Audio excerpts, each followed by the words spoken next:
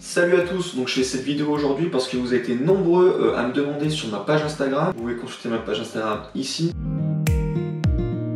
Vous avez été nombreux à me demander quel itinéraire tu nous conseilles pour la Thaïlande. Combien ça t'a coûté? Avant votre départ, n'oubliez pas de vous faire vacciner contre l'hépatite A. C'est un virus que vous pouvez attraper dans l'alimentation. Pas rigoler avec ces choses-là. Le problème, c'est qu'il est en rupture de stock national. Donc ce que vous faites, c'est que vous prenez rendez-vous CHU le plus proche de chez vous. Et eux, en fait, se procurent le vaccin pour vous. Pour moi, la meilleure période pour partir en Thaïlande, c'est vacances d'octobre. Alors oui, certains vont me dire, c'est encore la saison des pluies, mais justement, c'est la fin de la saison des pluies. Du coup, sur 15 jours, par exemple, nous, on a eu une nuit de pluie. Le résultat, c'était 32 degrés tous les jours, parfois un peu nuageux, mais on a eu super beau temps. Et l'avantage de partir à cette période, c'est que vous avez peu de touristes. Vous allez être hors saison, les activités, des logements, des transports vont être moins chers, car à partir du 1er novembre, la haute saison commence en Thaïlande, donc les prix des hôtels vont doubler. Pour moi, un itinéraire parfait, c'est un itinéraire où vous pourrez avoir de tout, faire différentes activités, vous n'aurez jamais le temps de vous ennuyer. Écoutez, vous allez voir. Vous allez arriver par avion à Bangkok. Le meilleur moyen de transport pour accéder à Bangkok, c'est d'utiliser le Airport Link. Excusez-moi pour mon anglais, j'ai un anglais pourri. Mais c'est pas grave. Parce qu'à l'aéroport, vous pouvez prendre des taxis, mais c'est beaucoup plus cher. Voilà, ce que vous pouvez faire à Bangkok, c'est vraiment aller dans les différents quartiers. Vous avez des quartiers beaucoup plus chics, des quartiers beaucoup plus pauvres. Ne vous prenez pas la tête, arrivez, essayez de trouver un plan de la ville. Vous voyez un peu ce qu'il y a à faire, ce qui vous plaît aussi. Déjà, il y a pas mal de temples à visiter. Ce que je vous conseille aussi, c'est par exemple de payer un chauffeur tuk-tuk pour l'après-midi. Il sera un plaisir de vous emmener dans plusieurs endroits et de vous attendre à chaque fois que vous visitez un lieu. Non, ça coûte rien. Alors attention, parce qu'il voit venir, il voit que vous êtes un touriste. Donc du coup, ces prix vont augmenter automatiquement en voyant. Ce que je vous conseille, c'est de toujours négocier les prix en Thaïlande. Quoi que vous achetez, quoi que vous fassiez, négociez un peu les prix. Vous n'avez rien à perdre. Nous, ce qu'on faisait avec les chauffeurs, diviser directement le prix qu'ils nous annonçaient par deux. Alors lui, il dit non, non, c'est pas possible. Ok, pas de souci, on s'en va. On faisait genre qu'on partait. Hop, il nous rappelait, il disait ok, on fait ce prix-là. Du coup, on coupait la poire en deux. Bref, on a toujours réussi à négocier les prix et c'était super intéressant. Si vous êtes plutôt shopping, vous avez les centres commerciaux Siam Center, le centre commercial MBK. Ensuite, vous pouvez prendre un long taille boat dans les canaux en fait de Bangkok. C'est super sympa à faire. Ça vous montre un autre côté de la ville aussi. Là, vous avez des maisons sur pilotis. C'est un quartier assez pauvre et assez atypique. Le quartier de Chanaiton de la Chine, en Thaïlande. C'est super sympa, il y a du monde, ça bouge, il y a des marchés, des boutiques. Vous voulez sortir un soir, aller boire un coup, je vous conseille d'aller au Vertigo. Le Vertigo, c'est un rooftop bar perché au 60e étage d'un immeuble. Et en fait, vous avez une vue à 360 degrés sur toute la ville de Bangkok. Si vous allez au coucher du soleil, là, c'est somptueux. Franchement, c'est à faire. Par contre, le Vertigo bar, c'est assez classe. Donc prévoyez quand même de vous habiller avec un pantalon long.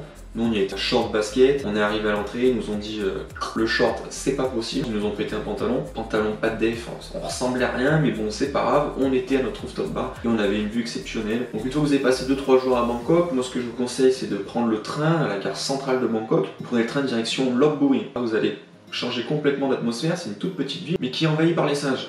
C'est la planète des singes Lori, mec, c'est un truc de fou. Il y a des singes de partout, j'y croyais pas, mais c'est vrai, il y a des singes de partout. Attention, si vous avez à manger dans votre sac ou quoi, c'est fini, vous allez vous faire attaquer, ils vont tout vous piquer. À Lopburi, prévoyez, allez d'y rester 2 heures maximum, pas besoin de plus. Une fois que vous êtes à Lopburi, vous avez vu les singes, vous reprenez le train et vous redescendez direction Ayutthaya. Ayutthaya, c'est une ancienne capitale. Aujourd'hui, il reste des ruines de quand même pas mal de temps et c'est assez sympa à voir. Pareil, payez un chauffeur tuk-tuk pour l'après-midi. Ce sera un plaisir de vous faire visiter la ville. Je conseille d'y passer une après-midi, vous visitez les temples qui vous intéressent le plus. Le soir, vous avez un marché nocturne assez sympa où vous trouverez quand même pas mal de choses pour manger. Vous passez la nuit dans un hôtel. Le lendemain, ce que je vous conseille, c'est de visiter encore un peu Ayutthaya si jamais il y a des temples que vous avez envie de voir. Et après, vous prenez le bus direction Kanchanaburi. Il faut savoir, c'est que le trajet Ayutthaya-Kanchanaburi ne se fait pas directement. Vous avez une ligne à prendre entre les deux villes. Le moindre chauffeur vous indiquera, je sais plus le nom de la ville, je suis désolé. Donc vous changez de bus à cette ville et vous prenez la direction de Kanchanaburi. Arrivé à Kanchanaburi, ce que je vous conseille, bah voilà, c'est directement payer encore un tuk-tuk.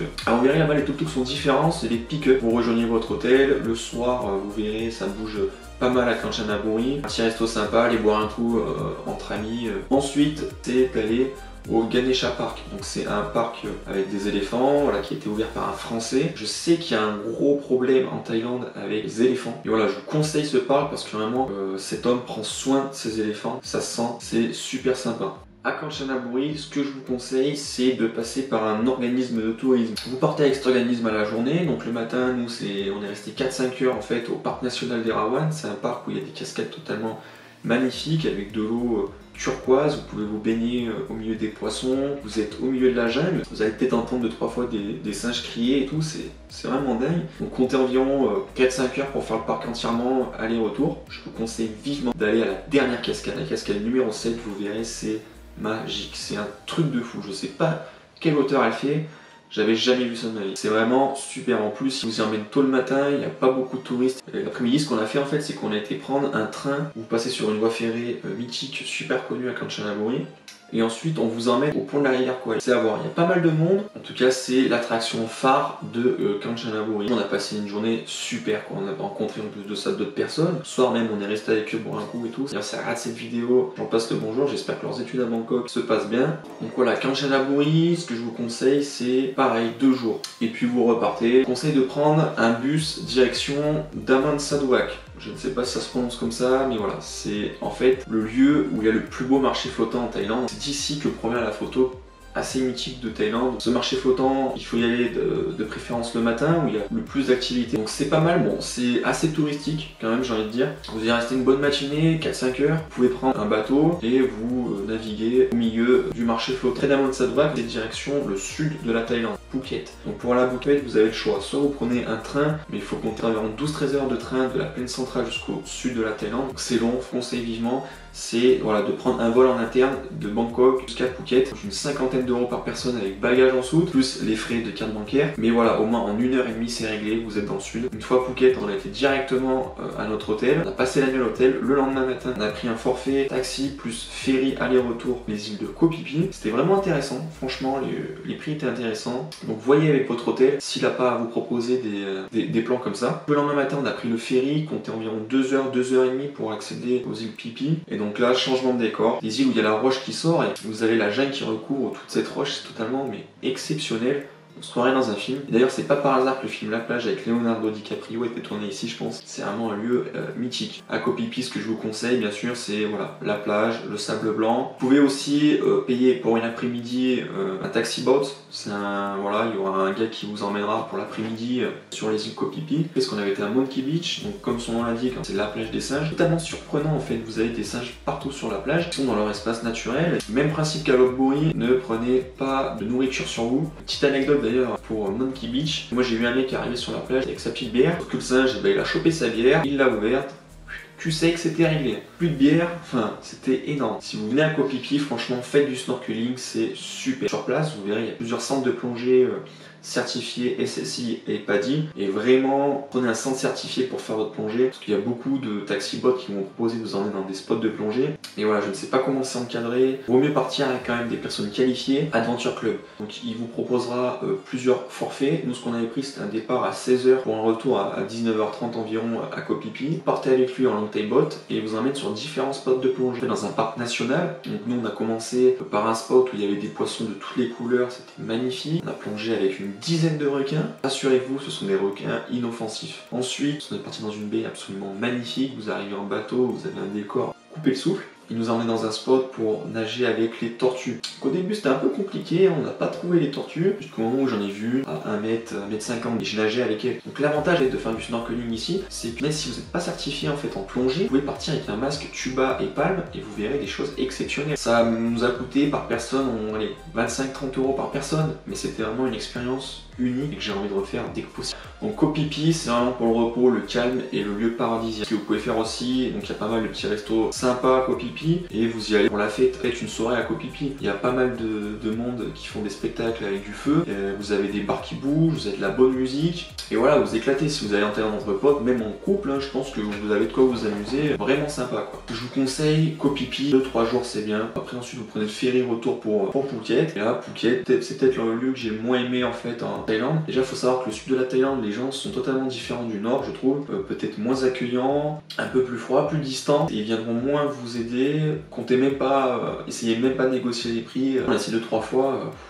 Il lâche pas le morceau, quoi. Il lâche pas le bout quoi. Donc c'est différent du nord, mais c'est aussi à voir. Il y a plusieurs temples à aller visiter aussi. Ce qui est pas mal si vous aimez la boxe thaï, c'est qu'à Phuket il y a pas mal de clubs de boxe reconnus. Franchement c'est super. Et ensuite du coup c'est le retour pour la France. Alors attention, l'aéroport, il y a une 40 minutes du centre-ville de Phuket. Donc ce que je vous conseille, c'est voilà, bon, vous mettrez un peu d'argent, mais vous prenez un taxi. Au moins vous êtes sûr d'arriver à l'heure pour votre vol retour. Voilà, vous prenez votre billet d'avion et direction Paris, c'est le retour. Mais vous avez passé 15 jours superbes, vous avez vu de tout, vous avez fait plein d'activités. Pour 15 jours en Thaïlande, avec l'itinéraire que je vous ai proposé, les activités qu'on a faites, voilà, il faut compter environ 1500 € par personne, billets aller-retour compris. Je vous invite aussi à acheter, c'est le guide du routard 2018. Moi, ce que je vous ai présenté ici, c'est vraiment l'itinéraire, mais si vous voulez rentrer plus dans les détails, il est vraiment détaillé. Il reprend les lieux que je vous ai présentés ici, beaucoup d'infos sur quel transport à utiliser, où manger, où dormir. Vous avez quand même une tonne d'infos là-dessus. Pour 15 €, vous avez votre meilleur ami avec vous dans le sac. Donc en plus de la photographie, des vidéos comme celle-là, je fais aussi quelques films de voyage. Je vous invite à regarder mon dernier film sur la Grèce. Je suis parti un mois en road trip en solitaire, nord de l'Italie, jusqu'au sud de la Grèce en Crète. Donc pendant un mois, j'ai visité pas mal d'endroits. D'ailleurs, si vous avez des questions sur la Grèce, sur l'Italie, sur le fait de partir seul en voyage, vous avez des questions supplémentaires sur la Thaïlande, n'hésitez pas à me les poser en commentaire. J'y répondrai avec grand plaisir. La Thaïlande est un pays merveilleux, facile d'accès, facile à voyager. Voilà, et n'hésitez pas à me dire ce que vous avez pensé de l'itinéraire à votre retour. Je vous souhaite du coup un très bon voyage. J'espère que ça va bien se passer pour vous. Kiffez votre voyage. Merci à tous d'avoir regardé cette vidéo. Dites-moi en commentaire si ça vous a plu.